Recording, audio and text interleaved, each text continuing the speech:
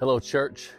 As we prepare for the celebration of the resurrection of Christ that we'll be celebrating this Sunday here at New Hope, I thought it'd be good if we walk through the events that occur in the scriptures in the first century there as we walk through Holy Week. And so today we have Holy Monday. On Holy Monday, according to the scriptures found in Matthew chapter 21, starting in verse 12, it reads, Jesus entered the temple courts and drove out all who were buying and selling there.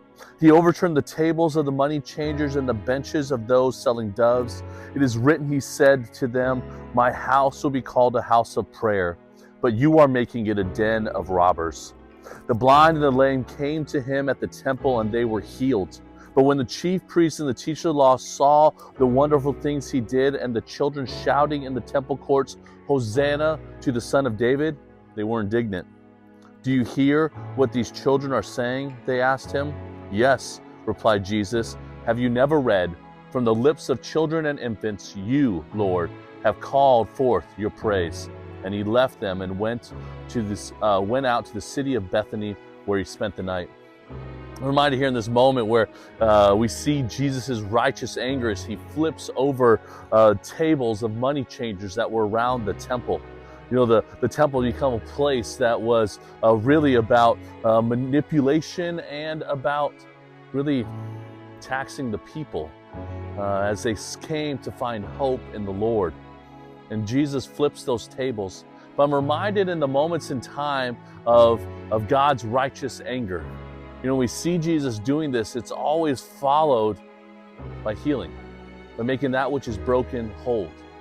You know, as we walk through and we see throughout the scriptures that when the wrath comes, that God desires for redemption and reconciliation. That oftentimes we experience the anger of God in a desire to make things whole again because we've gotten stuck.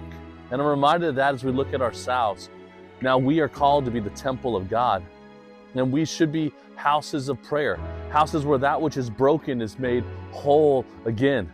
And I'm reminded that so often areas of our life that we allow to take root, to define who we are, to shape the way in which we react to other people, the way in which we react to our own circumstances, situations, that so often these things, hearts of unforgiveness, bitterness, frustration, and anger, to view the world as cost and benefit as opposed to how God sees it, that these moments, they rob us of really being able to proclaim and sit in the peace and the promises that God has designed for us.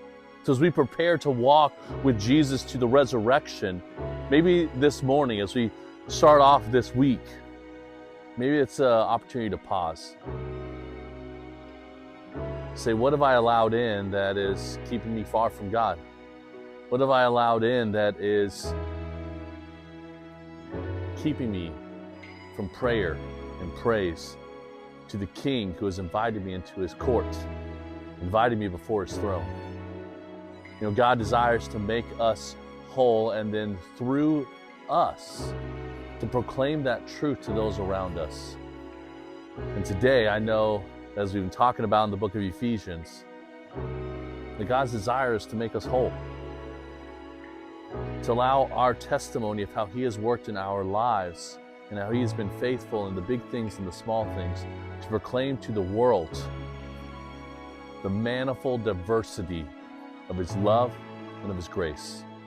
So maybe today is a time to pray, flip over some things in your life, and return to your faith and your trust in the Lord. Look forward to seeing you tomorrow as we continue through Holy Week.